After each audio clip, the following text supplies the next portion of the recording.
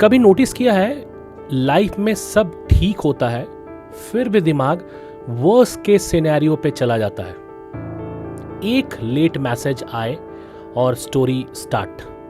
शायद नाराज हो, बॉस बुला ले तो पक्का गलती हुई होगी, और फिर प्रेजेंटेशन से पहले ही हार्ट में रेज आता है। सच ये है कि तुम वीक नहीं हो, तुम्हारा ब्रेन बस फ्यूचर रिहर्स कर रहा है। और जब तुम बार बार कोई सिचुएशन अवॉइड करते हो, ब्रेन को प्रूफ मिल जाता है कि डेंजर जो है ये वो रियल है। और आज मैं तुम्हें ये दिखाने वाला हूं कि एंजाइटी को कंट्रोल नहीं, ट्रेन कैसे किया जाता है और कैसे तुम अपने ब्रेन को दोबारा रीप्रोग्राम कर सकते हो। तो चलिए देखते हैं।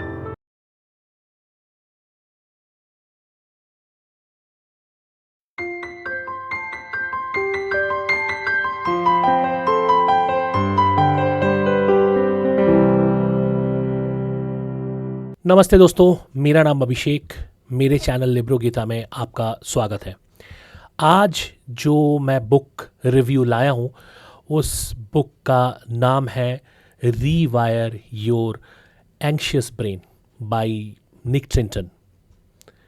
निक ट्रिंटन की ये बुक एक प्रैक्टिकल गाइड है उन लोगों के लिए जो एंग्जाइटी से स्ट्रगल कर रहे हैं। ऑथर शुरू में ही इस्टेब्लिश करते हैं कि एंग्जाइटी एक कॉमन प्रॉब्लम है जो मिलियंस ऑफ पीपल को अफेक्ट करती है, और इसमें कोई शेम या वीकनेस नहीं है।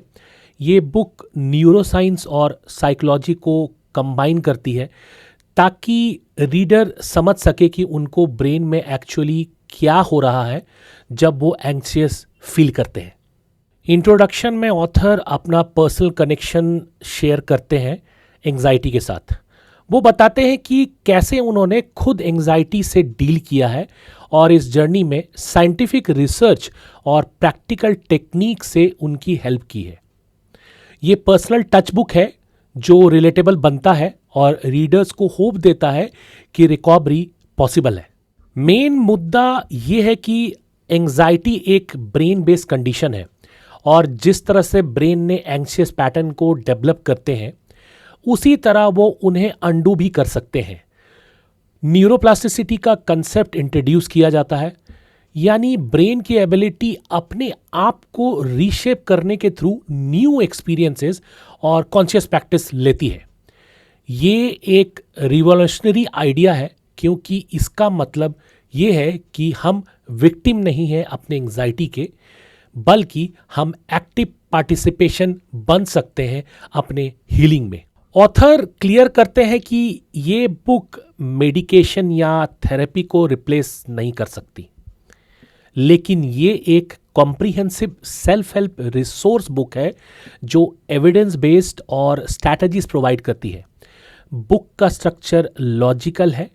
पहले एंग्जाइटी को अंडरस्टैंड करना, कैसे और क्यों होती है, फिर प्रैक्टिस टूल लर्न करना उसे मैनेज करने के लिए, और फाइनली लाइफस्टाइल चेंज इंप्लीमेंट करना लॉन्ग रिलीफ के लिए। इंट्रोडक्शन में यह भी एम्फेसाइज किया गया है कि चेंज एक ग्रेजुअल प्रोसेस है, ओवरनाइट ट्रांसफॉर्मेशन का प्रॉमिस नहीं है, लेकिन कंसिस्टेंट एफर्ट से डेफिनेट इंप्रूवमेंट मिलती है। ऑथर रीडर्स को इनकरेज करते हैं कि वो पेशेंट रहें अपने साथ और स्मॉल स्टेप्स सेलिब्रेट करें। ये एक रियलिस्टिक अप्रोच है एंग्जाइटी सफरर्स के लिए। रिफ्रेशिंग होती है जो ऑफन क्विक फिक्सेस ढूंढते रहते हैं।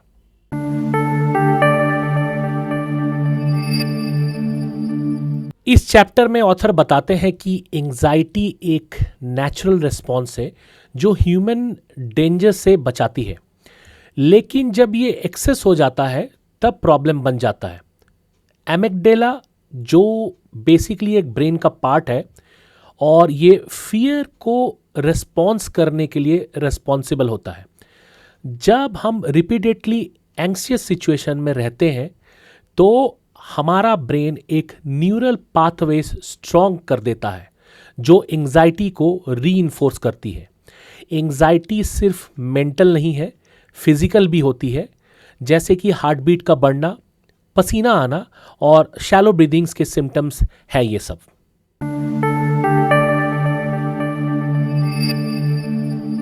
यहाँ पे डिटेल में एक्सप्लेन किया गया है कि ब्रेन के डिफरेंट पार्ट्स एंजाइटी में कैसे इन्वॉल्व होते हैं। ब्रेन का एक portion pre frontal cortex rational thinking के लिए रिस्पॉन्सिबल होता है, जबकि एमिगडाला इमोशनल रिस्पॉन्सिबल हैंडल करता है।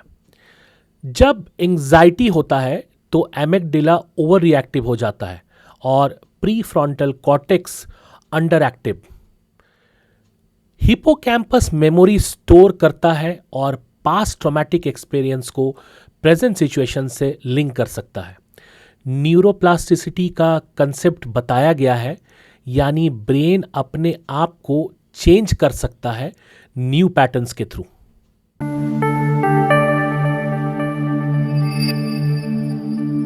इस चैप्टर में कॉग्निटिव डिस्टॉर्शन के बारे में लिखा है। कैटास्ट्रोफिंग, जो कि वर्स्ट केस सिनेरियो में सोचा जाता है, ब्लैक एंड वाइट थिंकिंग और ओवर जनरलाइजेशन कॉमन पैटर्न्स है जो एंजाइटी को बढ़ा देते हैं। ऑथर बताते हैं कि हम अनकॉन्शियसली अपने थॉट्स को नेगेटिव डायरेक्शन में ले जाते हैं। यही पैटर्न बचपन से डेवलप होते हैं और रिपीटेडली रीइंफोर्स होते रहते हैं। इन्हें आइडेंटिफाई करना पहला स्टेप है चेंज के लिए।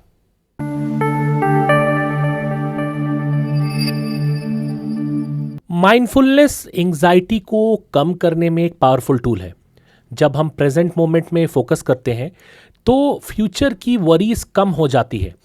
Breathing exercise, body scan meditation और सिंपल अवेयरनेस प्रैक्टिसेस इंट्रोड्यूस किए गए हैं। ऑथर एक्सप्लेन करते हैं कि मेडिटेशन से ब्रेन स्ट्रक्चर एक्चुअली चेंज होता है और ग्रे मैटर इंक्रीज होता है। प्रीफ्रंटल कॉर्टेक्स में और एमिगडाला के साइज रिड्यूस होने में भी ये मदद करता है। रेगुलर प्रैक्टिस से एंजाइटी नेचुरली कम होती है और क्योंकि हम अपने थॉट्स को ऑब्जर्व करना सीख जाते हैं बिना जज के।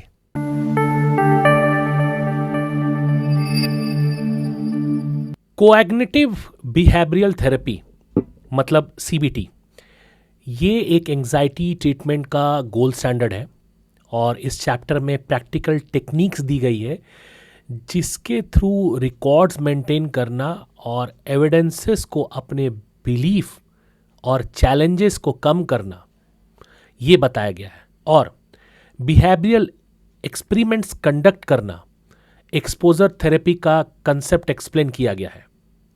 ग्रेजुअली फेस करना अपने फियर्स को कंट्रोल मैनर में और अवॉइडेंस एंजाइटी को स्ट्रेंथ करता है, जबकि एक्सपोजर यूज करता है कमज़ोर को।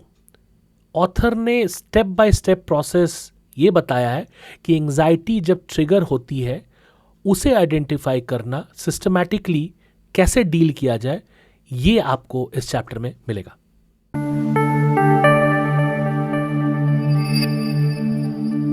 एंजाइटी सिर्फ मेंटल नहीं है, बॉडी का ह्यूज रोल है इस पे। एक्सरसाइज एंडोर्फिन्स रिलीज करता है जो नेचुरल मूड बूस्टर है। स्लीप की क्वालिटी एंजाइटी के लेवल को डायरेक्टली इफेक्ट करती है। न्यूट्रिशन भी मैटर करता है। कैफीन, शुगर और प्रोसेस्ड फूड एंजाइटी को ट्रिगर कर सकते हैं।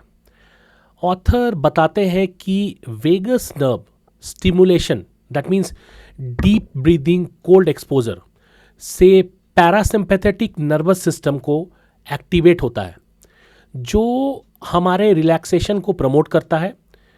प्रोग्रेसिव म्यूजिक रिलैक्सेशन और योगा जैसे प्रैक्टिस एंजाइटी को फिजिकली रिलीज करने में हेल्प करती है।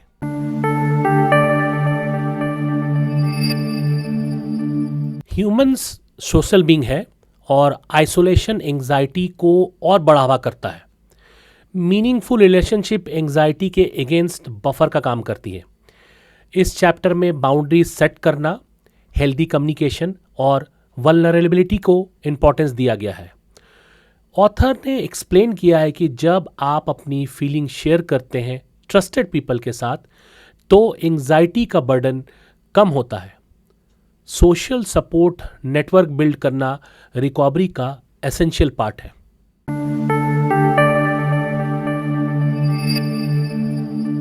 लास्ट चैप्टर में सस्टेनेबल चेंजेस के बारे में बात की गई है। कंसिस्टेंसी और पेशेंस ज़रूरी है क्योंकि ब्रेन रिवायरिंग में टाइम लगता है। Daily routines, self compassion practice और प्रोग्रेस के ट्रैकिंग के मद्देनज़र ऑथर एम्फेसाइज करते हैं कि सेटबैक्स नॉर्मल है और परफेक्शन का एक्सपेक्टेशन नहीं रखना चाहिए। छोटे छोटे जीत सेलिब्रेट करना चाहिए और ग्रेजुअली हमें अपने फोकस को इम्प्रूव करना चाहिए। पर्पस फाइंड करना और वैल्यू के अकॉर्डिंग जीना भी एंग्जाइटी को रिड्यूस करता है क्योंकि ये लार्जर पर्सपेक्टिव देता है।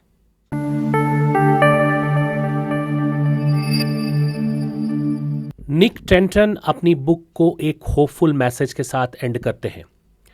ऑथर एम्फेसाइज करते हैं कि एंग्जाइटी परमानेंट कंडीशन नहीं है। ब्रेन की न्यूरोप्लास्टिसिटी की वजह से हम अपने न्यूरल पैटर्न को चेंज कर सकते हैं। चाहे कितनी भी पुरानी एंग्जाइटी हो, वो साइंटिफिक फैक्ट है कि वो कंसिस्टेंट प्रैक्टिस और राइट टेक्निक से ब्रेन लिटरली रिवायर हो सकती है। निक का मैसेज क्लियर है कि रिकवरी एक जर्नी है जो स्मॉल स्टेप से शुरू होती है। ओवरनाइट ट्रांसफॉर्मेशन एक्सपेक्ट करने की जगह डेली छोटी छोटी इंप्रूवमेंट पे फोकस करना चाहिए। Breathing exercise, mindfulness, cognitive structure और हेल्दी लाइफस्टाइल, ये सब टूल्स हैं जो कंबाइन होकर लास्टिंग चेंज लाते हैं। सेटबैक नॉर्मल है और उन्हें फेल्यूर नहीं, लर्निंग अपॉर्चुनिटीज समझनी चाहिए। ऑथर स्ट्रांगली प्रमोट करते हैं सेल्फ कंपैशन को। अपने आप को जज करने की जगह काइंडनेस और पेशेंस रखनी चाहिए। एंग्जाइटी में वीक होना नहीं है, ह्यूमन होना है। और सबसे इम्पॉर्टेंट बात यह है कि अकेला नहीं हो आप, हेल्प अवेलेबल है और बेटर लाइफ पॉसिबल है। फाइनल वर्ड्स में निक टेंटन कहते हैं कि आपके पास अब नॉलेज है, टूल्स है और रोड मैप है, बस ज़रूरत है कमिटमेंट की, अपने मेंटल हेल्थ में इन्वेस्ट करने की। एंग्जाइटी से फ्रीडम सिर्फ ड्रीम नहीं, अवेलेबल है, अचीवेबल है। आज से ये जर्नी शुरू कर सकते हैं towards your peaceful, balanced and fulfilling life. आज के एपिसोड में बस इतना ही। अगर आपको ये वीडियो पसंद आया तो लाइक कीजिएगा और शेयर उनसे कीजिएगा जिनको ये टॉपिक रिलेटेड लगता है, और सब्सक्राइब करना मत भूलिएगा। तब तक मैं मिलता हूँ आपसे नेक्स्ट वीडियो में। Thank you.